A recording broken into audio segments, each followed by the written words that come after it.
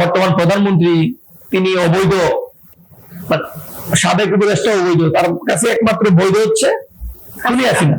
এই শান্তা ফারজানা, মোমেন মেহেদীর মতো বেশ কিছু সারা বাংলাদেশে এরকম বুইফুল লোকজন রয়ে গেছে এখনো, যারা জুলাইকে কটাক্ষ করছে। এই সরকার জুলাই ধারণ করে কিনা আমরা জানি না। যে আলিফের চোখ নাকি নাসিরউদ্দিন পাটোয়ারি ভাই উঠে নিয়ে আসছে আনবির। এই আনবিরের যে বেসরকারি যে প্রকল্পটা আছে ওইখানে মানে তো তেল বা বাণিজ্যিক চুক্তি করতে যাচ্ছে। এটা যদি করা হয় তাহলে সরকারের ওই দিনই সরকারের জন্য কাল হয়ে দাঁড়াবে। জুলাই ভালোবাসা, জুলাই আমাদের অহংকার, জুলাই আমাদের অস্তিত্ব। আচ্ছা, এক শব্দে যদি আনাম আয়াস।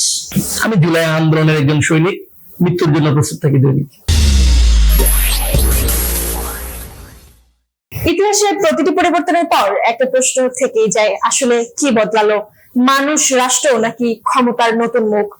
স্বপ্নের পর হতাশা, আন্দোলনের পর সমঝোতা, স্লোগানের পর নীরবতা, একটা অন্তর্বর্তীকালীন সরকারের পর একটা নির্বাচিত সরকার ব্যবস্থা, সবকিছু মিলিয়ে বাংলাদেশ এক ঐতিহাসিকভাবে গুরুত্বপূর্ণ সময় পার করছে। আর সেই সময়টাকেই খুব কাছ থেকে ফিল্টার ছাড়া দেখতে আমাদের আয়োজন রিয়েল টক। পুরো অনুষ্ঠান জুড়ে আপনাদের সাথে রয়েছি আমি সিনথিয়া জাহিন আয়েশা। সুপ্রিয় দর্শক, আজকে আমাদের স্টুডিওতে যিনি অতিথি হয়ে এসেছেন, বিভিন্ন সময় হয়েছেন সমালোচনা শিকার, মাঝে মাঝে হয়েছেন আলোচনার কেন্দ্রবিন্দু। আমরা কোনো নামের আগে কিংবা পরে বিশেষণ যোগ না করে সরাসরি চলে যাচ্ছি আমাদের অতিথির কাছে। আজকে আমাদের স্টুডিওতে অতিথি হয়ে এসেছেন আনমা আয়াস, সদস্য সচিব রাষ্ট্র সংলাপ ফোরাম। আয়াস ভাই, কেমন আছেন? জি আলহামদুলিল্লাহ ভালো। আসসালামু আলাইকুম, আপনি কেমন আছেন? জি আলহামদুলিল্লাহ অনেক অনেক ভালো আছি। আপনি এখন বর্তমানে কেমন আছেন? আমরা বেশ কিছুদিন আগে দেখেছি আপনি হসপিটালে ভর্তি ছিলেন এবং বেশ গুরুতর আহত হয়েছিলেন একটা ঘটনাকে কেন্দ্র করে। যদি এই ঘটনার সূত্রপাত এবং শান্তা ফারজানার সাথে যেই হাতাহাতি কিংবা মারামারি পর্যায়ে যে ঘটনাটা ঘটেছে, সেই ঘটনার সূত্রপাত এবং ঘটনাটা কেন ঘটলো যদি আপনি একটু জানাতেন। আসসালামু আলাইকুম। প্রথমে ধন্যবাদ জানাই আমাকে কথা বলার সুযোগ করে দেওয়ার জন্য। অনেক সময় কিছু গল্প থাকে যেগুলো ক্যামেরার আড়াল থেকে দেখা যায় না, আবার ক্যামেরাতে ভিন্নটা দেখায়। তো সেই জায়গা থেকে আমরা যদি একটু আপনাকে বলতে চাই বা দেশবাসীকে যদি জানাতে চাই, জুলাই গণঅভ্যুত্থানের 2 বছর অতিবাহিত হয়ে গিয়েছে। জুলাই গণঅভ্যুত্থানের আমাদের যে বীর সৈনিক শহীদ আবু সাইদ ভাই সহ সকল শহীদদেরকে, একই সাথে আমাদের ভারতীয় আধিপত্যবাদ বিরোধী লড়াই সংগ্রামে যে নেতৃত্ব দিয়েছেন শহীদ উসমান বিন হাদি ভাই কে শান্তা ফারজানা প্রকাশ্যে দিবালোকে সোশ্যাল মিডিয়াতে জঙ্গি, নেশাগ্রস্ত, যত ভাবে তাদেরকে গালামন্দ করা যায়, হেয় করা যায়, সেটা করেছে।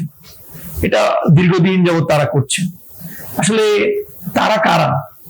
তারা হচ্ছে নিষিদ্ধ আওয়ামী লীগের অর্থায়নে চলে আওয়ামী লীগ, কিন্তু তারা আওয়ামী লীগের ব্যানারটা ব্যবহার করতে পারে না, তারা অন্যান্য ব্যানার ব্যবহার করে।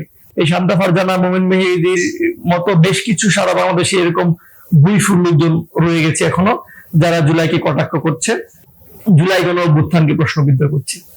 তো সেই ধারাবাহিকতায় আমরা রাষ্ট্র সংলাপ ফোরামে জিএফ আমাদের নজরে বিষয়টি আসে। তখন প্রাথমিকভাবে আমরা এটা আমাদের কেন্দ্রীয় কমিটির সমন্বয়ে মানে এটা খুঁজে বের করার চেষ্টা করি এর পিছনে কারা কারা আছে, আসলে সেই ব্যক্তিগুলো কারা। তারপর আমরা খেয়াল করলাম তারা একদম পরোক্ষভাবে জড়িত আওয়ামী লীগের সাথে, তাদের অর্থায়নে তারা চলে। তারপর এভাবে যাচ্ছে। প্রাথমিক অবস্থায় আমরা এটা অবজারভেশন করছিলাম। তারপর আমরা খেয়াল করলাম 1 জুলাই 2026 জুলাই স্মৃতিস্তম্ভ, যে স্তম্ভটা হাজারো শহীদদের রক্তে রাঙানো, বিভিন্ন জায়গায় শহীদদের স্মৃতিচারণে তৈরি করা। তো সেই স্তম্ভের প্রতি তারা প্রকাশ্যে জুতা নিক্ষেপ কর্মসূচি আয়োজন করেছে একটা প্রেস ক্লাবের মতো জায়গায় ঢাকায় জনসম্মুখে, যেটা আমাদেরকে খুবই কষ্ট দেয়। আমরা চেয়েছিলাম বর্তমান সরকার, তারা তো বলে যে জুলাইকে ধারণ করে তারা বিষয়টি আমলে নিবে, যেহেতু এটা রাষ্ট্রদ্রোহিতার একটা কাজ করেছে তারা। কিন্তু বর্তমান সরকার সহ বিভিন্ন রাজনৈতিক দলের নেতৃবৃন্দ বা অন্যান্য যারা সংগঠন জুলাই কেন্দ্রিক, তারা এই ব্যাপারে কোনো রেসপন্স নিচ্ছে না বা কোনো ভূমিকা নিচ্ছে না। কিন্তু আমরা খেয়াল করি সচিবালয় থেকে বা প্রধানমন্ত্রী বাসভবন থেকে 5 কিলোমিটার ভিতরে যারা জুলাইকে কটাক্ষ করে, জুলাই গণঅভ্যুত্থানকে বিভ্রান্ত করে, বা যারা শহীদ পরিবারদেরকে গালাগালি করে, যারা অভ্যুত্থানের নায়কদেরকে গালাগালি করে, তাদের সেই খুনিদের চোখে পড়ে না সরকারের। কিন্তু সরকারের চোখে সেটা পড়ে যাদের যাদের সরকারের দূরত্ব প্রায় 200 কিলোমিটার 300 কিলোমিটার, যারা জুলাই গণ অভ্যুত্থানে অংশগ্রহণ করেছিল, নেতৃত্ব দিয়েছিল, তারা যদি সরকারের বিরুদ্ধে একটা পোস্ট করে সেটা মানে চোখে পড়ে। তো সেই জায়গা থেকে সরকার জুলাই ধারণ করে কিনা আমরা জানি না। তার পরবর্তী যেটা হলো, আমরা প্রাথমিক অবস্থায় শাহবাগ থানায় একটি অভিযোগ করি। সাদ্দা ফারজানা, মুমিন মেহেদি, মেয়ের আফরোজ শাওন, নিষিদ্ধ সংগঠনের মেয়ের, তারপরে মাহিয়া মাহি, মারিয়া ক্রিসপোর্টা, আর হচ্ছে আরেকজনের নামে, মোট 6 জনের নামে। তো তখন সেখানকার শাহবাগ থানার ওসি এবং ডিসি মহোদয়ের সাথে কথা বলি। ওনারা বললো প্রয়োজনীয় ব্যবস্থা নিবে, ওনাদের তথ্য অনুযায়ী ওনাদের প্রমাণ দরকার। তো আমরা প্রত্যেকটি সোশ্যাল মিডিয়া ভিডিও লিঙ্ক গুলো ওনাদেরকে মানে অ্যাটাচমেন্টে দিয়েছি, বাট ওনারা কোনো রেসপন্স করে না। এইভাবে দীর্ঘদিন যাচ্ছে। তারপরে আমরা খেয়াল করলাম যেহেতু মামলা দায়ের করেছিলেন কবে, মানে থানায় অভিযোগ এটা হচ্ছে 3 তারিখে, জুলাইয়ের 3 তারিখ, রাইট, জুলাইয়ের 3 তারিখে 2026 প্রথম প্রাথমিক অবস্থায়। তারপরে দেখি যে আমরা সরকারি দলের নেতৃবৃন্দ যারা আছে তাদেরকে এই বিষয়টা আমার দিলাম, তাদেরকে জানাইলাম, অনেক রাজনৈতিক সংগঠনদেরকে জানাইলাম। তারাও বিষয়টা বললো যে আসলে আমরা তো চাইলে কিছু করতে পারি না, তো আমরা তো কথা বলতে পারি না, আমাদের উপর অবিচার অত্যাচার হচ্ছে। তারপরে যেটা হলো, আমরা আন্তর্জাতিক ট্রাইব্যুনালে অভিযোগ দায়ের করলাম। সেই 6 জন সহ মোট 51 যারা কালচারাল ফেসিস্ট আছে, সাবেক খুনি হচ্ছে ফেরদৌস, সংসদ সদস্য 10, রিয়াজ এবং আরো অনেকে, আনিস আলমগীর সহ, সুমা ইসলাম সহ আরো অসংখ্য। তো এরপরে যেটা হলো, আমরা খেয়াল করলাম এবং আমাদেরকে আশ্বস্ত করলো অতি দ্রুত ব্যবস্থা নিবে। তার পরবর্তীতে আমরা দেখলাম হবিগঞ্জ জেলায় জাতীয় নাগরিক পার্টি এনসিপির পথযাত্রাতে ছাত্র দলের, যুব দলের যারা আছেন ওনারা হামলা চালিয়েছে, এবং সেই হামলায় আমাদের একজন সহযোদ্ধা ভাই, যিনি জুলাই গণ অভ্যুত্থানে অংশগ্রহণ করেছিলেন, আলিফ, তার চোখের দৃষ্টি হারিয়েছে। তো আসলে তো জুলাই গণ অভ্যুত্থানের পরে আমরা এটা চাইনি, কেউ চাই না। আমরা চেয়েছিলাম যে সমঝোতা হোক, মানে রাজনৈতিক শিষ্টাচারটা সুন্দর থাকুক, বাট হিংসা যেন না হয়, কারোর জন্য মায়ের কুল না খালি হয়, কেউ যেন হাত পা না হারায়। তার ধারাবাহিকতায় যেটা হলো, আমরা রাষ্ট্র সংলাপ ফোরাম এর পক্ষ থেকে সরকারের প্রতি আহ্বান জানিয়ে মধুর ক্যান্টিনে আমরা একটি সংবাদ সম্মেলন আয়োজন করলাম, যে জাতীয় নাগরিক পার্টি এনসিপির কেন্দ্রীয় নেতৃবৃন্দ এবং বর্তমান সরকার বিএনপির কেন্দ্রীয় নেতৃবৃন্দ তারা নিজেরা বসে আলোচনা করবে, এবং আমরা চাই এই আলোচনার মাধ্যমে জুলাই শক্তিগুলো এক থাকবে। কারণ জুলাই শক্তি যদি ভিন্ন হয় তাহলে এই ফ্যাসিস্টটা আবার জায়গা নেবে। তখন আমাদের খেয়াল হলো, ওই দিন বিকেল বেলায় শান্তা ফারজানা আবার সোশ্যাল মিডিয়াতে বক্তব্য ভাইরাল হয়েছে। বক্তব্যতে এমন হয়েছে যে আমাদের অভ্যুত্থানের যে নায়ক নাহিদ ইসলাম সহ, আমাদের ছাত্র দলের রাকিব ভাই সহ, সাদিক এম সহ, তাদেরকে বলতে জারজ সন্তান, এই শান্তা ফারজানা। মানে আমার খুবই খারাপ লাগছে এর নামটা বলতে। তারপরে সে বলতেছে বর্তমান প্রধানমন্ত্রী তিনি অবৈধ, সাবেক উপদেষ্টা অবৈধ, তার কাছে একমাত্র বৈধ হচ্ছে খুনি হাসিনা। তারপরে আমরা খেয়াল করলাম, সে স্পষ্ট বলতেছে যে আলিফের চোখ নাকি নাসিরউদ্দিন পাটোয়ারি ভাই উঠে নিয়ে আসছে এই আন্দোলনটাকে স্পিড করার জন্য। আমাদের খুব খারাপ লাগে। ওই দিন আমরা কিন্তু আবার আলিফকে দেখতে যাই, আমাদের কেন্দ্রীয় কমিটির সদস্যরা। তখন আমরা প্ল্যান করি তাহলে আমরা শান্তা ফারজানা অফিসে যাই, পল্টনে গিয়ে তাকে আমরা বুঝাবো। কারণ আসলে দেখেন, আমরা তো কখনো আইন হাতে তুলে নিতে চাই না, আইনের ঊর্ধ্বে কেউ নয়। তো সেই জায়গা থেকে দেখেন আমরা দ্বারস্থ হয়েছি। এর ভিতরে একটু গ্যাপ ছিল, এটা বলি। আমাদের খুব খারাপ লাগে, জুলাই গণ অভ্যুত্থানের 2 বছর অতিবাহিত হইল, আমাদের শহীদ মা বাবারা তাদের সন্তানের হত্যার বিচার পায় না, আমাদের ভাইয়েরা তাদের চোখ হারাইছে, পা হারাইছে, তাদের উন্নত চিকিৎসার জন্য পায়ের স্যান্ডেল ক্ষয় করে ফেলতেছে, উন্নত চিকিৎসা পায় না। সেই জায়গা থেকে আমরা যারা জুলাইয়ের পক্ষে শক্তি যারা বেঁচে আছি, তাদের সামনে যখন জুলাই গণ অভ্যুত্থানের শহীদদেরকে, আহতদেরকে বা যারা ফ্রন্টলাইনে তাদেরকে যখন গালাগালি করে, তখন আমাদের খুব কষ্ট হয়। শহীদ আবু সাইদ ভাইয়ের আম্মু উনি কান্না করে। কেন কান্না করে? যে বাবা, আমার সন্তানের হত্যার বিচারটা তো আমি পাচ্ছি না, পাবো সময় নিয়ে, কিন্তু আমার সন্তানকে যে জারজ বলে, আমার সন্তানকে জারজ বলে, নেশাগ্রস্ত বলে, এটা আমি মেনে নিতে পারি না, তোমরা কি করো বাবা। তখন এটা আমাদের কাছে খুব কষ্ট দেয়। ওই দিনই সিদ্ধান্ত নেই প্রয়োজনে মারা যাবো, কিন্তু শহীদ পরিবারের যাদেরকে হত্যা করা হয়েছে, সরকার হয়তো বিচারটা তাদের হাতে আইন, তারা হয়তো বা করতে সময় নিতে পারে, বাট যারা আমাদের জুলাইকে কটাক্ষ করছে, যারা শহীদ পরিবারকে গালি দিচ্ছে, তাদের বিচারটা তো আমরা করতে পারবো। তাদের মায়েরা যেন শান্তি পায়, আমাদের মায়েরা যেন শান্তি পায়। সেই জায়গা থেকে আমরা চলে যাই শামদা ফারজানার অফিসে।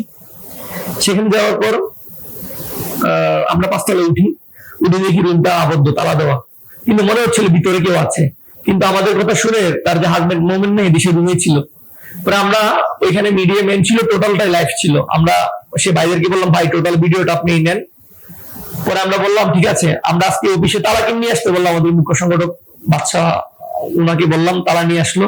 আমরা তালা দিলাম এবং বললাম আমরা এই তালা তখন খুলে দিব যখন আপনি জুলাই গণ অভ্যুত্থানকে যে কটাক্ষ করেছেন, শহীদদেরকে কটাক্ষ করেছেন, আপনি ক্ষমা চাবেন, আমরা এখন এইগুলি বেরিয়ে আসবো। তারপর আমরা এই বলে আমরা আমাদের কেন্দ্রীয় কমিটির সদস্য বৃন্দ যারা আছে আহত ছিল তাদেরকে নিয়ে বের হয়ে নিচে আসলাম। নিচে আসার পরে সবাই বলছিল আমরা একটু চা খাই, একটু বসি, উনি যদি আসে। তো আমরা বসলাম। এর ভিতরে দেখি একটা বাইক থেকে শামদা ফারজানা নামছে, একটা পার্স তার হাতে, এক হাতে ফোন, এবং আমরা এই পাশে বসে আছি মাস্ক পরে। সে আমাদেরকে দেখেনি। সে বলতেছে, তোরা ছাত্রলীগের ভাইয়েরা যদি আমার বিপদে পাশে না থাকিস তাহলে তোদের কি দিয়ে কি হবে, এটা ফোনে ফোনে বলতেছে। যেহেতু শামদা ফারজানা আমাকে চিনে, আমি মাস্ক পরে, তো আমাদের সদস্য মিল্লাত আছে এবং তুইন ফরাজি আছে আমাদের কেন্দ্রীয় সংগঠক, তাকে বললাম তুমি পিছন পিছন দাও, সে কই যায় এখন। তো সে ফোনে ফোনে ছাত্রলীগের ছেলেপেলেদের আসতে বলতেছে এবং সে অফিসে ঢুকতেছে এবং আমরাও পিছন পিছন অফিসে ঢুকি। অফিসে ঢুকার পরে একদম তার অফিসের সামনে দেখে তালাবদ্ধ, সে চিল্লাতেছে নিজে। তখন বললাম, আপনার জুলাই নিয়ে কি সমস্যা? মানে বাসাটা আমি যেটা সত্য সেটা বলো, তুই কই বলছি আমি প্রথমে, জুলাই নিয়ে তোর কি সমস্যা? তুই সামাজিক যোগাযোগ মাধ্যমে তোর জুলাই নিয়ে ক্ষমা চাইতে হবে, মাপ চাইতে হবে। তখন সে বলে কি, সে উল্টা আরো ব্যাড কমেন্ট করে, সহ্য করতে পারছিলাম না। তার মধ্যে যেটা হয়েছে, তার ব্যাগ থেকে একটা লাঠি বের করে, মানে স্টিক যেগুলা পাওয়া যায়, মানে বর্তমান যেটা চলে, মানে টান দিলেই লম্বা হয়, লাঠি বের করে তাকে আমরা প্রশ্ন করছি, সে আমাদেরকে আঘাত করার চেষ্টা করতেছে। এখন আপনি দেখেন, সে একমাত্র হলো ফেসিস্ট। প্রথমে তো নিষিদ্ধ সংগঠনের লোক, দ্বিতীয়ত সে একজন মহিলা।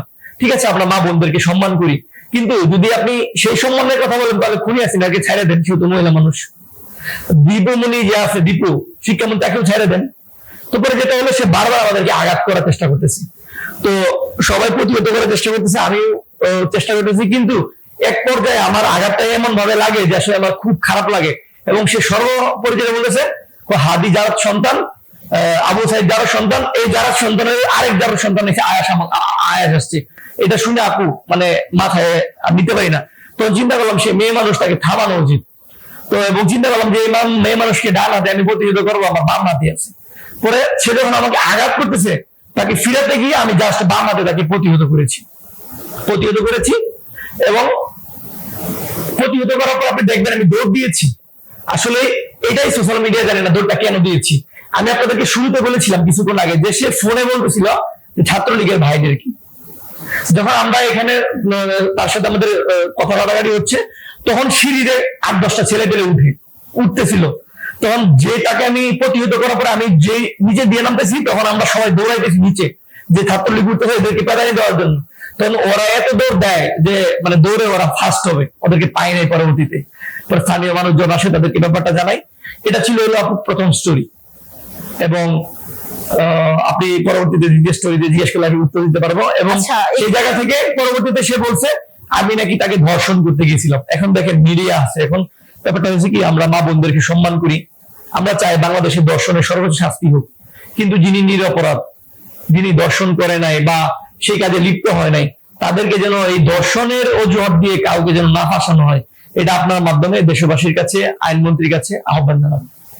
আচ্ছা, এখানে একটা প্রশ্ন আমরা ওই ঘটনার পরিপ্রেক্ষিতে আমরা দেখেছি যে বিভিন্ন সোশ্যাল মিডিয়া থেকে শুরু করে যারা নারীবাদী আছেন এবং বিভিন্ন রাজনৈতিক দলের নেতৃত্ব বা মানে নারী নেতৃত্ব বিশেষ করে অনেকেই বিষয়টাকে অ্যাড্রেস করেছে যে একজন পুরুষ বা একজন ছেলে হয়ে আপনি কিভাবে আসলে একজন নারীর গায়ে হাত তুললেন। তো এই বিষয়ে আপনি আসলে কি? আচ্ছা আপু, এখন আপনি যে কথাটা বললেন এটা উত্তরটা হচ্ছে, দেখেন তাহলে পুরুষ উনি নারী দেখি উনি আমার গায়ে হাত তুলতে পারবে, উনি আমাকে মারতে পারবে, উনি যদি আমাকে মেরে ফেলতো আমি কি প্রতিহত করতে পারবো না? এবং উনি তো একটা ফ্যাসিস্ট নিষিদ্ধ সংগঠন, যে কিনা জুলাই গণ অভ্যুত্থানের পক্ষে শক্তিকে কটাক্ষ করে, আমাদেরকে জারদ সন্তান বলে, মানে এটা তো আসলে মেনে নেওয়া যায় না। এবং খুনি হাসিনার দোষর সে।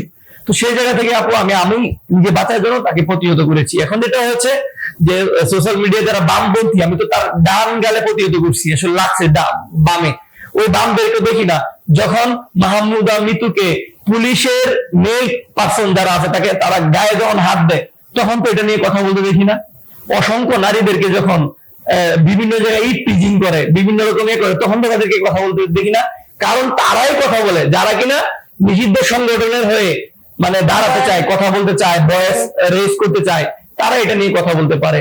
আদারওয়াইজ না। আপনি সারা সোশ্যাল মিডিয়ায় দেখেন বাংলাদেশের মানুষ খুশি, কেন খুশি হবে না?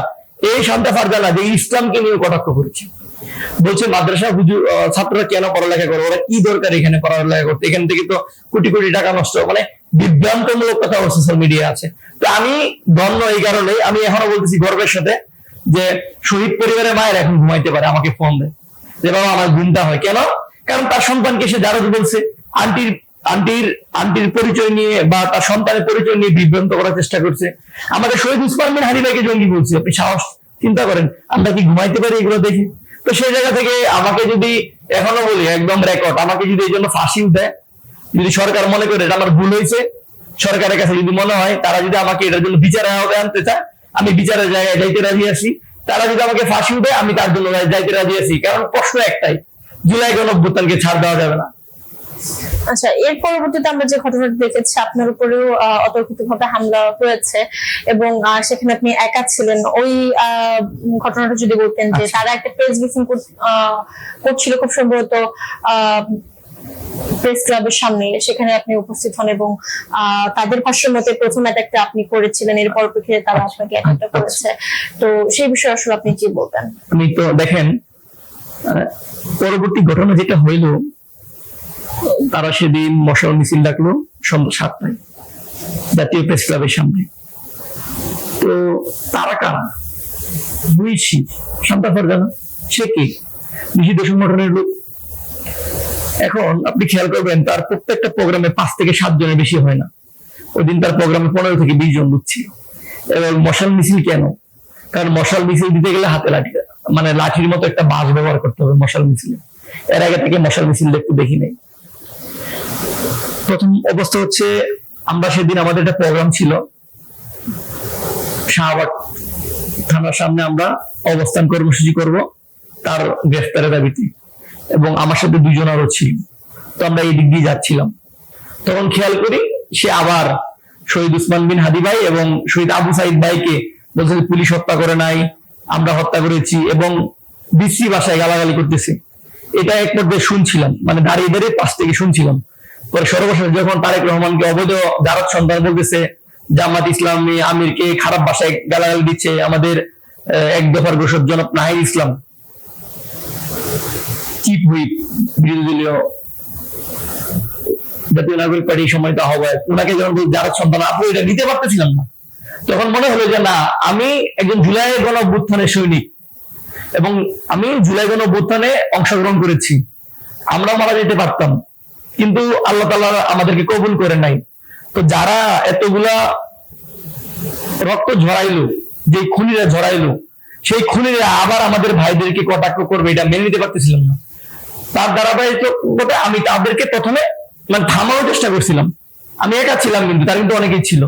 তো তখন তারা আমাকে আঘাত করার চেষ্টা করতেছিল। তো এখন তারা যদি আমাকে আঘাত করে, তাহলে নিশ্চয়ই আমাকে প্রতিহত করতে হবে। সেই জায়গা থেকে তারা 15-16 জন ছিল, আমি একা ছিলাম। আমাকে মহান আল্লাহ তাআলা যতটুকু শক্তি দিয়েছিল ততটুকু দিয়ে আমি ফ্যাসিস্টকে প্রতিহত করেছি। আমি মহিলাকে প্রতিহত করি না, আমি ফ্যাসিস্টকে প্রতিহত করেছি। আমি জুলাই গণঅভ্যুত্থানের পক্ষের শক্তিকে যারা নিষিদ্ধ করেছিল, যারা জনাব তারেক রহমান বর্তমান প্রধানমন্ত্রীকে যারা সম্মান করেছিল, তাদেরকে আমি প্রতিহত করেছি। এবং তারা আমাকে এক পর্যায়ে পিছন থেকে আঘাত করে মাটিতে ফেলে দেয় এবং প্রচুর পরিমাণে আমাকে আহত করে।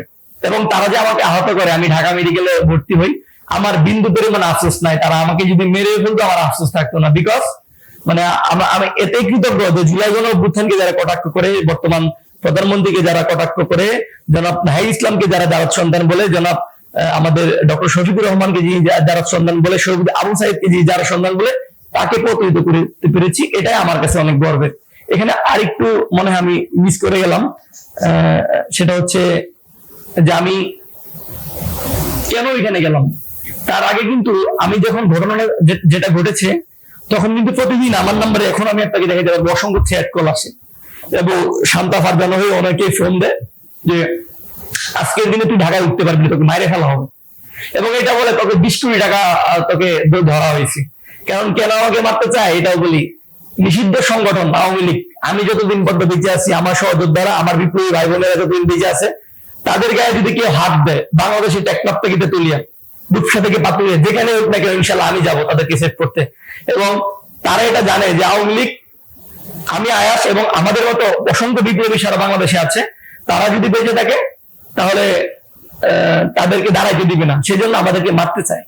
এবং ইতিপূর্বে আমরা নিষিদ্ধ আওয়ামী লীগের যে কেন্দ্রীয় কার্যালয়গুলো ভেঙেছি, খুনি হাসিনার যে বাবা আছে মুজিববাদ মুর্দাবাদ, তারও মোরাল ভেঙেছি। তো সেই জায়গায় আওয়ামী লীগের একটা ক্ষোভ আছে, আমাদেরকে মারতে চায়। তো আজকেও একদম অন রেকর্ডে বলতেছি, আমাকে যদি মারতে আসে আমি দ্বিধাবোধ করবো না, কিন্তু একটা প্রশ্ন সামনে থেকে আসে যেন মারে। কারণ আমি তার সাথে প্রতিহত করতে চাই, পিছন থেকে যেন না মারে। এবং আমাকে যদি মাইরে ফেলে এর জন্য আমার বিন্দু পরিমাণ আফসোস থাকবে না। আমার আফসোস এটাই থাকবে দেশবাসীর কাছে, বাংলাদেশের মানুষের কাছে, আপনারা জুলাই গণ অভ্যুত্থানটাকে বিক্রি হতে দিয়েন না।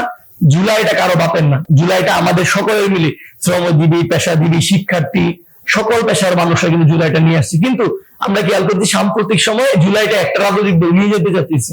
আমরা জুলাইয়ের পক্ষের যারা সত্যি, কারা নিয়ে যাচ্ছে? আপনি সোশ্যাল মিডিয়ায় খেয়াল করেন, বিএনপি সরকার দেখেন 5ই আগস্টে কি হলো।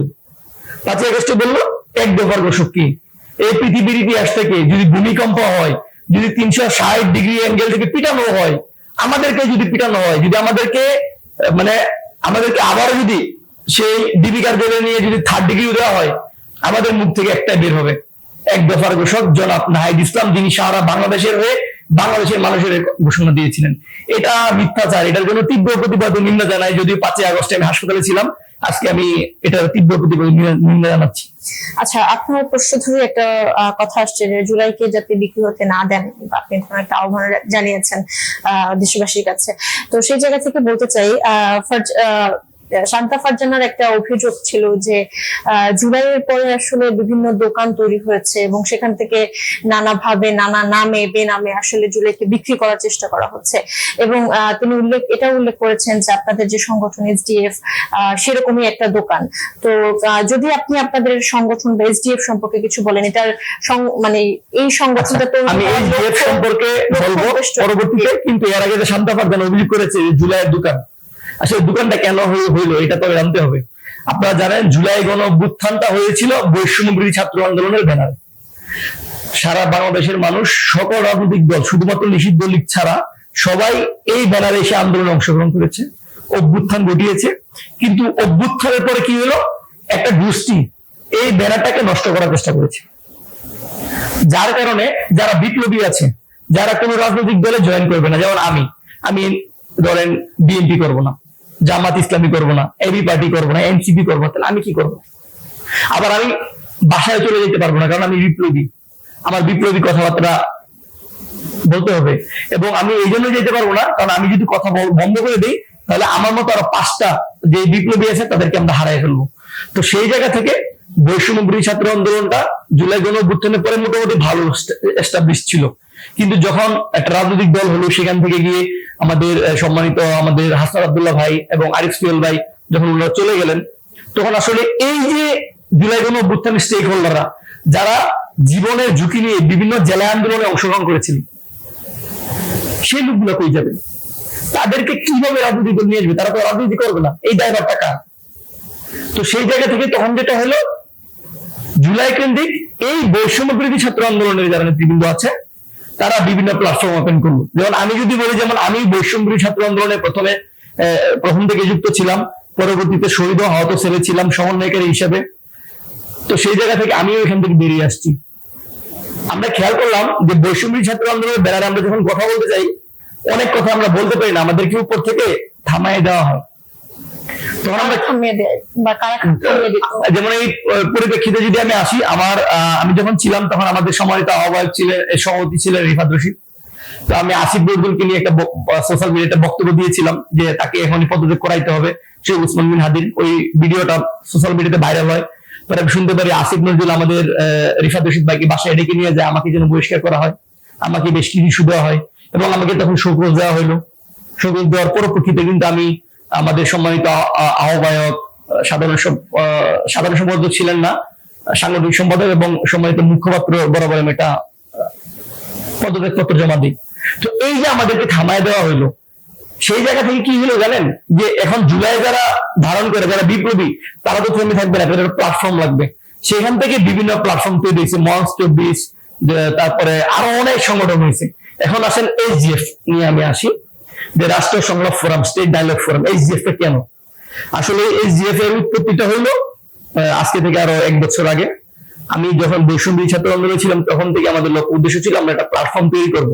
কারণ আমি যে প্ল্যাটফর্মে কাজ করি, সেই প্ল্যাটফর্মে অনেক কথা আমি বলতে পারি না, কিন্তু আমাদের প্ল্যাটফর্মটা সাধারণ মানুষের, দেশের জনগণের, সরকারের আলোচনা সমালোচনা, বিরোধী দলীয় রাজনীতি আলোচনা সমালোচনা সবকিছু করবে। তো সেই জায়গা থেকে স্টেট ডায়ালগ ফোরাম হলো।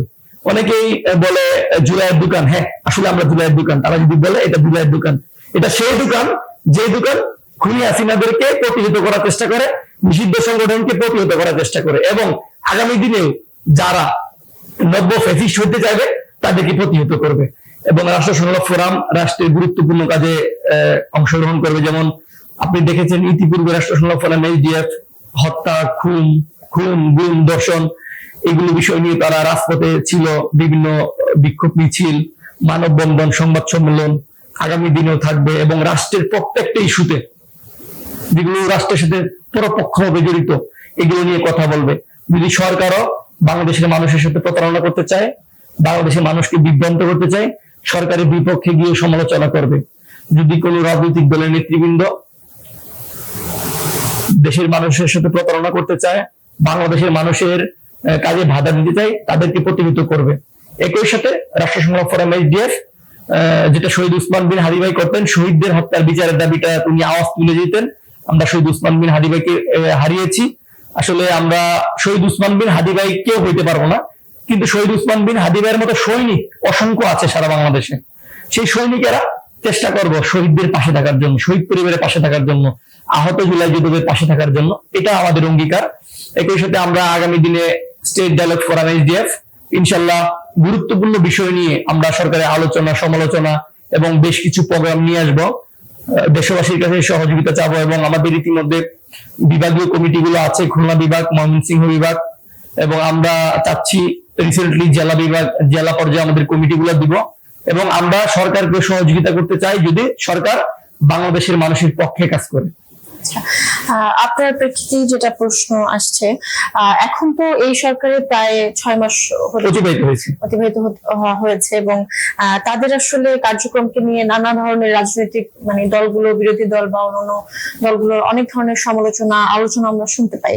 তো সেক্ষেত্রে সরকারের এই সংক্ষিপ্ত সময়ের কার্যক্রমকে আপনি কিভাবে দেখছেন, এবং তাদের যে জন ব্যবস্থা আমরা দেখেছি বেশ কিছু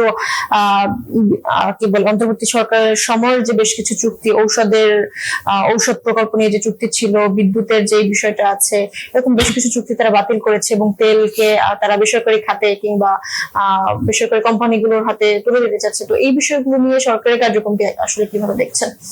বর্তমান সরকার 5ই আগস্টের পরবর্তীতে 17 বছরের পর একটি ফেসিবাদ মুক্ত হওয়ার পর 12ই ফেব্রুয়ারি জাতীয় নির্বাচনের সরকার, শহীদদের সরকার। সরকার যে হাঁটে না, যে কার্পেটটা দিয়ে জনাব তারেক রহমান হাঁটে, ওটা শহীদদের রক্তে দিয়ে কেন? তো এখানে সরকার প্রথমে যেটা করছে, আমি বলবো যে উনি প্রতারণা করেছে। কিভাবে? উনি দেশের বাইরে থেকে আসলেন, লন্ডন থেকে আসলেন, এসে বললেন শহীদ উসমান বিন হাদি হত্যার বিচার অতি দ্রুত হবে। হচ্ছে না। আসামি কিন্তু ইন্ডিয়া থেকে টাকের টাক মাল আসে, পণ্য আসে, বাংলাদেশে পণ্য যায়, কিন্তু মাত্র 100 কেজি ওজনের 2টা বডি আসে না এখানে।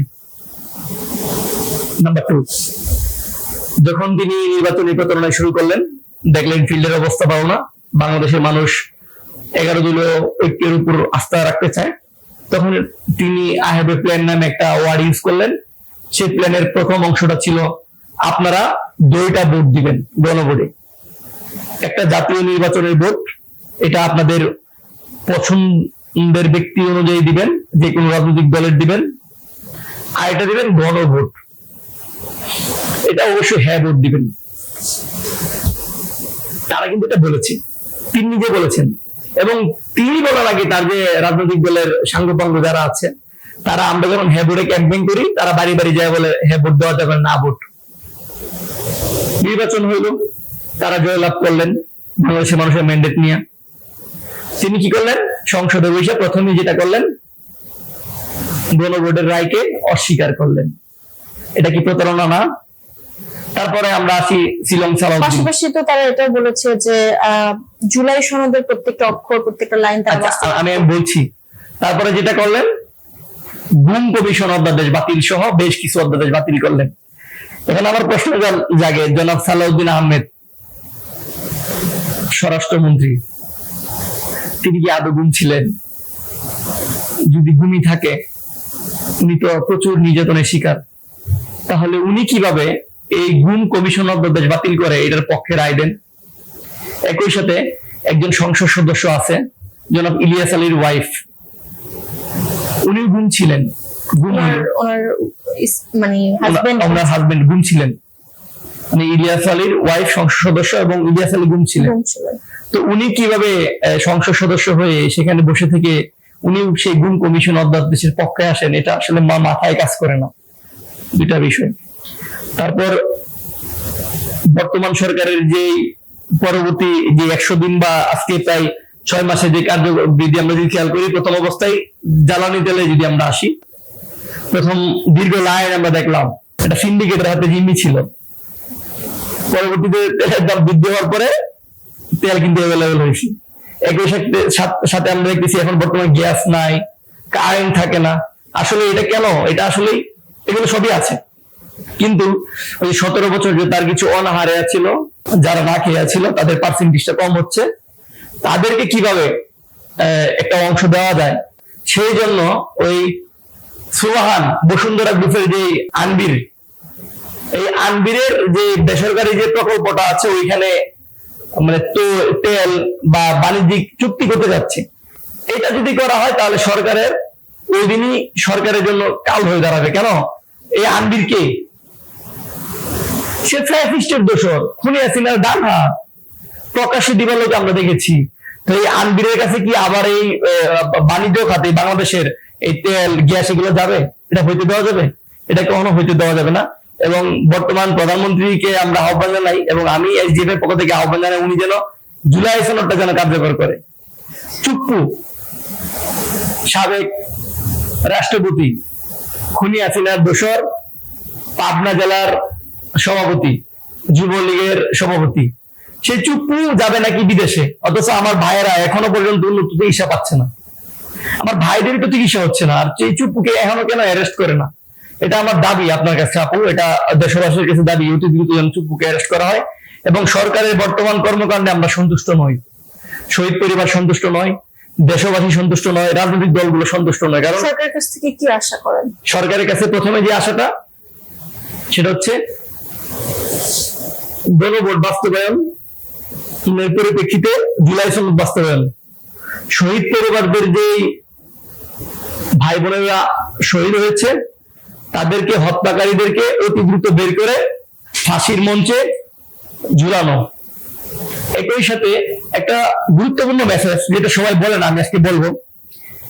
আমার একজন ভাইকে হত্যা করছে একটা পুলিশ, একটা ভাইয়ের কে গুলি করছে 10টা পুলিশ বা 5টা পুলিশ ছিল। তাহলে আমার একটা ভাইকে হত্যা করতে যদি 5টা পুলিশ অভিযুক্ত হয়, তাহলে 1400 ভাইকে আমার হত্যা করছে, তাহলে কতগুলো পুলিশ সদস্য অভিযুক্ত হইতে পারে? আর কয়জন পুলিশ সদস্য বর্তমানে কাস্টডিতে আছে? এটা আমার বর্তমান সময়ে স্বরাষ্ট্রমন্ত্রী এবং তারেক রহমান স্যারের কাছে জানতে চাই। আমি এখনো খেয়াল করি যে সকল পুলিশ সদস্যরা প্রকাশ্যে দিবালোকে আমাদের ভাইদেরকে ডিসুম করে হত্যা করেছে, সেই পুলিশ সদস্যদেরকে প্রমোশন দিচ্ছে, ওসি থেকে এসপি হচ্ছে। আমরা দেখতে পেয়েছি আজকেও যে পুলিশ সদস্য জুলাইয়ের মধ্যে বলেছিল, স্যার গুলি করে একটা মরে, একটাই যায়, বাকিটি যায় না, এরকমের 6 সদস্যের মতো পুলিশ কর্মকর্তাকে অবসরে পাঠানো হয়েছে। এবং এর পূর্বে আমরা দেখেছি বেশ কিছু পুলিশ কর্মকর্তা এবং ঊর্ধ্বতন কর্মকর্তাদেরকে বাধ্যতামূলক অবসরে পাঠানো হয়েছে, ওএসডি করা হয়েছে। না, অবসরে পাঠানো তো এটা তো বিচার না। তাহলে তো যাদের আইন ভঙ্গ করে, যারা আইনের রক্ষক হবে, যারা বাংলাদেশের মানুষকে দেখে রাখবে, তারাই যদি আইন হাতে তুলে নেয়, তাদেরকে বিচার হইতে হবে। আপনি হন কিনা স্বরাষ্ট্রমন্ত্রী, হন কিনা প্রধানমন্ত্রী, হন কিনা পুলিশের আইজিপি, হন কিনা পুলিশের অফিসার, কিন্তু যারা এই প্রকাশ্যে দিবালোকে হত্যাকাণ্ড চালিয়েছে তাদেরকে ওএসডি করলে হবে না, তাদেরকে মামলা দিয়ে অতি দ্রুত গ্রেফতার করে তাদেরকে বিচারের কার্যে আনতে হবে। বুঝতে পেরেছি। আহ সরকার দলের পাশাপাশি আমি যদি বলতে চাই, বর্তমানে বাংলাদেশে এক্সিস্টিং বিরোধী দল কিংবা অন্যান্য রাজনৈতিক যে দলগুলো রয়েছে তাদের মধ্যে আসলে তাদের কার্যক্রমকে কিভাবে দেখছেন এবং সব থেকে সম্ভাবনাময় কোন দলকে মনে হয়? আচ্ছা, এখন অনেকে অনেক কথা বলতে পারে, যেটা মানে যেটা সত্য সেটা আমি বলবো। জুলাই গণঅভ্যুত্থান থেকে উঠে এসেছে এনসিপি, জাতীয় নাগরিক পার্টি। আমরা খেয়াল করি জেলায় উপজেলায় যে আহত হয়, হামলা হয়, শহীদ পরিবার আসে, আহতরা যারা আছে তাদের পাশে কিন্তু তারাই দাঁড়ায়, একই সাথে জামাতে ইসলাম কিছুটা। কিন্তু এখানে বর্তমান পরিপ্রেক্ষিতে সরকারকে প্রেসার রাখার জন্য এনসিপির মতো রাজনৈতিক দল যথেষ্ট, এবং তারা আগামী দিনে ভালো কিছু করবে আমরা আশাবাদী। যদি তারা তাদের ডিসিপ্লিনটা ঠিক রাখে, তারা যদি ফ্যাসিস্টদের কাছে না যায়, তারা যদি জুলাইকে বিক্রি না করে, আমরা আশাবাদী জাতীয় নাগরিক পার্টির কাছে তারা কখনোই নিষিদ্ধ আওয়ামী লীগের সাথে কোনো মানে তাবাক করে চলবে না, তাদেরকে মানে প্রশ্রয় দিবেন, এটা আমরা আশাবাদী। এখন দেখেন বিরোধী দল আছে না মানে শক্ত, এখন যেটা বলে 11 দল ছাড়াও জামাত ইসলাম। তো এই যে বিগত 6টা মাস হইল, এই 6 মাসে জামাত ইসলামের কি ভূমিকা ছিল রাজপথে? আওয়াজ দিতে হবে। তো শুধু একটা দুটো পার্টি আওয়াজ দিলে তো হবে না, সবাই মিলে আওয়াজ দিতে হবে। এখন সেই জায়গা থেকে জনাব নাহিদ ইসলাম, হাসান আব্দুল্লাহ সহ যারা আছেন, ভাই যারা আছেন, তারা তাদের জন্য ভোকালটা জারি রাখে, সংসদে হবে, রাজপথে হবে। দেখতে পেয়েছি যে বেশ কিছুদিন আগে 11 দলীয় জোটের তরফ থেকে সচিবালয় ঘেরাও কর্মসূচি হয়েছে, খুব শীঘ্রই। এটা মাত্র একটা হয়েছে, কিন্তু এর আগে কেন হয় নাই? এখন অল্প হচ্ছে, এর আগে এগুলো আরো হওয়ার কথা ছিল, কিন্তু এর আগে হয় নাই, কিন্তু এখন হচ্ছে। এটা 11 দলীয় জোট ঐক্য হয়েছে, কিন্তু এর আগে কেন হয় নাই? এর আগে কেন কথা বলে নাই? এর আগে কি আমরা খেয়াল করি নাই? আমাদেরকে কঠিন সময় কি যায় না? জ্বালানি তেল নিয়ে যখন ইস্যু ছিল তখন তো আমরা দেখি নাই তাদেরকে। কই 300 এমপি আছে, তাদের জেলায় জেলায় তো প্রত্যেকটা এমপির নিজস্ব আসন আছে। তখন থেকে জামাত ইসলামের একজন এমপি তার জেলায় তিনি প্রতিবাদ করলেন নাই কেন? কেন করছে না? তার কি ভয় পায়? আমরা আছি তো, আমরা জুলাই গণঅভ্যুত্থানে সামনে সারিতে ছিলাম, আমরা শহীদ হই নাই, এখন আবার লাগলে প্রয়োজন শহীদ হবো। যারা আবার ফেসিস্ট হইতে চাইবে তাদের বিরুদ্ধে প্রতিরোধ করা শুরু করেন, বাংলাদেশের মানুষকে শান্তি দেন, শৃঙ্খলা দেন। বাংলাদেশের মানুষ কিছু চায় না, তারা নিত্য প্রয়োজনীয় জিনিস খুব কম টাকায় যেন কিনতে পারে, কারেন্টটা চায়, গ্যাসটা চায়। দেখেন সারাদিন হয়তো আমরা বাইরে থাকি, আমরা পুরুষ, আমরা ছেলে যারা আছে দিনে হয়তো পড়া টেবিলে কম বসি, কিন্তু রাতে আমরা বসি। এখন দেখেন রাতে বাসায় যাওয়ার পরে কারেন্ট থাকে না, কি একটা অবস্থা। রাতে গ্যাস থাকে না, খাবার জোটে না। সরকারি কর্মচারী যে আমলা কামলারা আছে, এরা সবচেয়ে বেশি সুবিধা নেয়। কেমনে সুবিধা নেয়? এরা যখন যে সরকার থাকে ওই সরকারের তেল মারে প্রমোশন নেয়, ওদের বেতনও বৃদ্ধি হয়। কিন্তু আমার যে বাংলাদেশের খেটে খাওয়া মানুষ আছে, শ্রমজীবী মানুষ আছে, পেশাজীবী মানুষ আছে, তাদের তো বেতন ভাতা বৃদ্ধি হয় না, কিন্তু নিত্য প্রয়োজনীয় জিনিসের দাম তো ঠিকই বৃদ্ধি হয়, তাদের তো মজুরি বৃদ্ধি হয় না। তো সেই জায়গা থেকে তাদেরকে আপনি এসি রুমে রাখা, তাদের বেতন বৃদ্ধি করে জিনিসের দাম বাড়াই দিবেন, তাদের জন্য সুবিধা, তাদের সমস্যা নাই। আর আমরা যারা সাধারণ মানুষ আছি, খেটে খাওয়া মানুষ আছি, আমরা আমাদের দ্রব্য মূল্যের দাম বৃদ্ধি করে দিবেন, মজুরি কম রাখবেন, এটা তো হইতে পারে না। এইটার জন্য তো জুলাই গণঅভ্যুত্থান হয় নাই। জুলাই গণঅভ্যুত্থান হচ্ছে ন্যায়ের জন্য, ইনসাফের জন্য। একজন এমপির সন্তান যে হাসপাতালে চিকিৎসা নিতে পারবে, একজন সাধারণ মানুষ সেই হাসপাতালে চিকিৎসা নিতে পারবে, তাহলে আমরা বলবো বৈষম্যহীন। আর আপনি যে কোঠার কথা যদি বলেন, আমি তো বলি যে কোঠা এখনো আছে, কোঠা যদি এখন না থাকে তাহলে রাশেদ খানের মতো একটা অর্ধক কিভাবে সরকারের সচিব হয়? সরকারের যে সচিব হয়েছে প্রধানমন্ত্রী, লিখিত পরীক্ষা হয়েছে, ভাইবা হয়েছে, ওনার সাথে কেউ কি আরো প্রতিদ্বন্দ্বিতা করছে? রাজনৈতিক মানে উপদেষ্টা হয়েছে। আচ্ছা, রাজনৈতিক উপদেষ্টা হয়েছে। আচ্ছা, হইল তো রাজনৈতিক উপদেষ্টা। বিগত 17টি বছর বিএনপির অসংখ্য নেতাকর্মী, ত্যাগী নেতাকর্মী আছেন, দেখাইতে পারবো, যারা জেলের শিকার হয়েছে, ধান খেতে পাট খেতে ঘুমাইতে হয়েছে। রাশেদ খানেরও দীর্ঘ রাজনৈতিক যাত্রা এবং ত্যাগ শ্রমের ইতিহাস রয়েছে। কিন্তু রাশেদ খানের সাথে না, এই রাশেদ খান কি এত তেল বাস, পোল্ট্রি বাস? হ্যাঁ, তো হচ্ছে জামার মতো রাজনৈতিক দল পাল্টায়। গণ অধিকার পরিষদে ছিল, ছাত্র সংগঠন এটাতে ছিল, আরেকটা সংগঠনের ছিল, এরপরে বিএনপিতে এখন আসছে। কেন আসছে? সে দেখতেছে যে বিএনপির বর্তমান প্রধানমন্ত্রীকে তেল দেওয়া যাবে, এবং বর্তমান প্রধানমন্ত্রী তারেক রহমান মনে হয় তারে পছন্দ করে, ভালো তেল মারতে পারে। হ্যাঁ, দেখি যে জুলাই গণঅভ্যুত্থানের শক্তি যারা যারা তার সহযোদ্ধা ছিল, তার সিনিয়র জুনিয়র ভাইদেরকে সে কটাক্ষ করে। সে তো একজন রাজনৈতিক দলের একান্ত সচিব, তাই না? প্রধানমন্ত্রী, রাজনৈতিক উপদেষ্টা। তো সেই ক্ষেত্রে সে কি একজন এমপি কে তুই তুকারি করে বলতে পারে? একজন এমপির পদ আর তার পদমর্যাদা কি এক? আমি তো দেখি সে নাহিদ ইসলামকে নেতৃত্ব করে করে কথা বলে, সে হাসান আব্দুল্লাহ নিয়ে একটু কথা করে কথা বলে।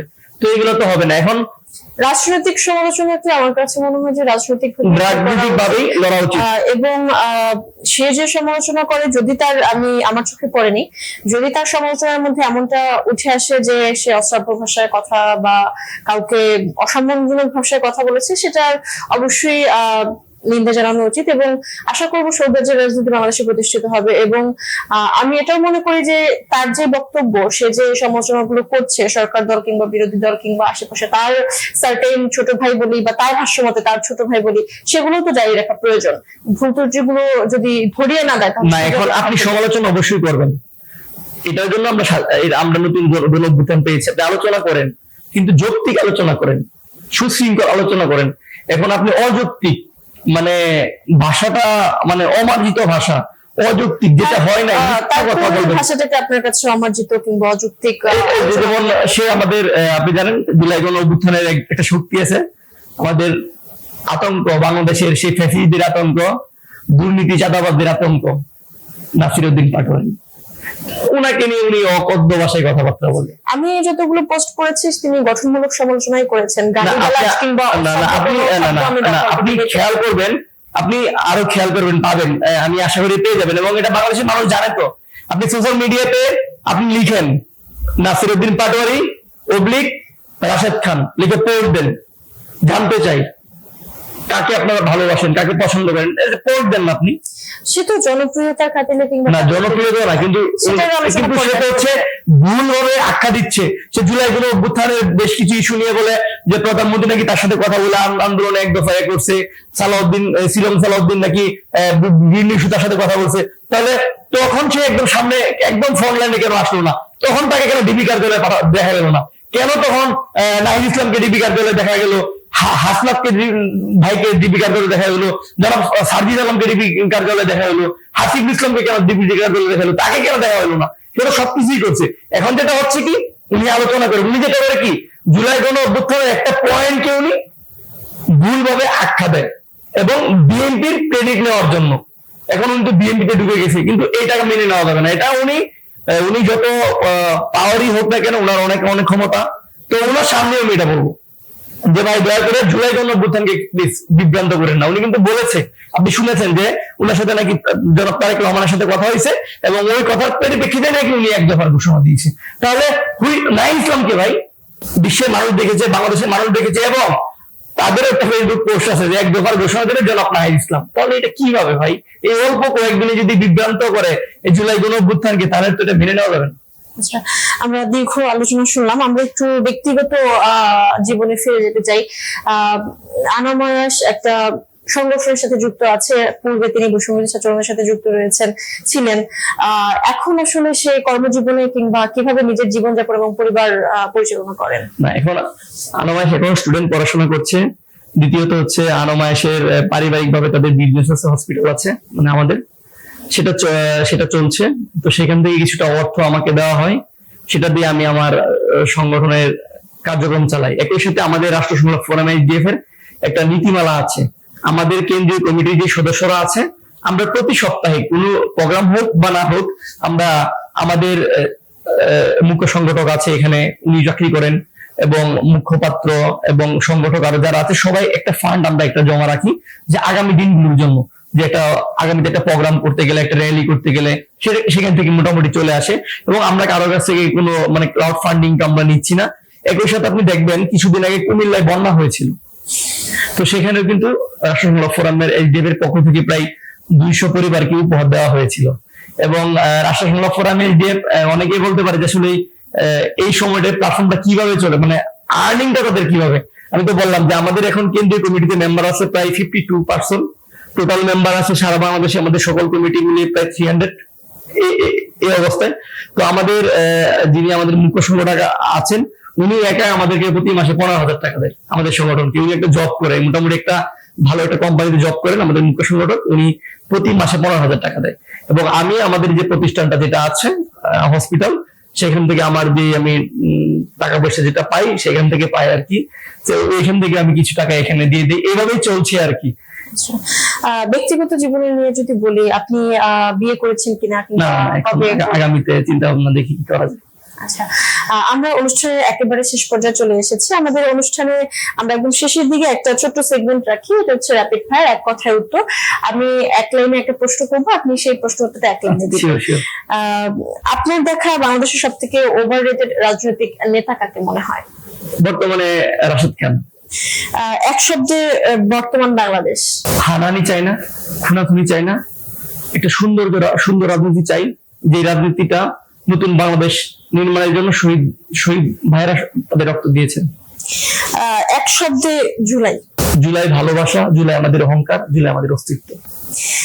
এক শব্দে বর্তমান বাংলাদেশের রাজনীতি।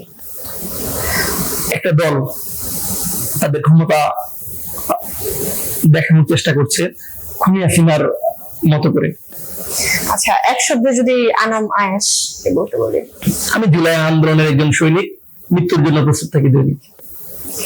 ধন্যবাদ আয়েশ ভাই, আমাদের আজকের এই অনুষ্ঠানে এসে আপনি সময় দিয়েছেন এবং আমাদের দর্শকদের উদ্দেশ্যে অনেক গুরুত্বপূর্ণ তথ্য শেয়ার করেছেন। আপনাকে আন্তরিকভাবে ধন্যবাদ এবং শুভেচ্ছা। সেই সাথে দর্শক, আজকের মতো আমাদের এই অনুষ্ঠান এখানে শেষ করছি। আগামীতে নতুন কোনো অনুষ্ঠানে, নতুন কোনো পর্বে, নতুন কোনো অতিথির সাথে আপনাদের সামনে আবারও হাজির হবো। আমি সিনথিয়া জাহিন আয়েশা। সে পর্যন্ত ভালো থাকবেন, সুস্থ থাকবেন, নিরাপদে থাকবেন। ধন্যবাদ। আসসালামু আলাইকুম।